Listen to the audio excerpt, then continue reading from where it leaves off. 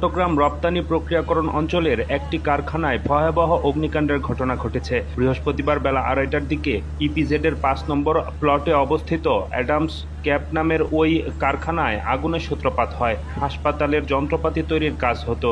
তবে আরেকটি সূত্রে জানা গেছে আগুন লেগেছে আল হামিদ টেক্সটাইল নামের একটি তোয়ালে তৈরির কারখানায়। ভবনটিতে 5 শতাধিক শ্রমিক কাজ করতেন বলে জানা গেছে।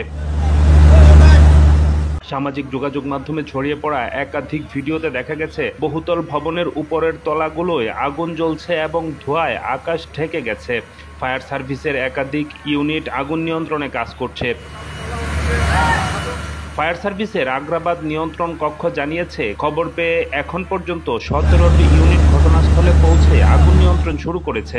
চট্টগ্রাম ফায়ার সার্ভিস ও সিভিল ডিফেন্সের উপ সহকারী পরিচালক আলমগীর হোসেন জানিয়েছেন, 9 তলা ভবনের 5, 6 ও 7 তলায় আগুন ছড়িয়ে পড়েছে। এখন পর্যন্ত কোনো হতাহতের খবর পাওয়া যায়নি। আগুন নিয়ন্ত্রণে যোগ দিয়েছে সেনা, নৌ ও বিমান বাহিনী।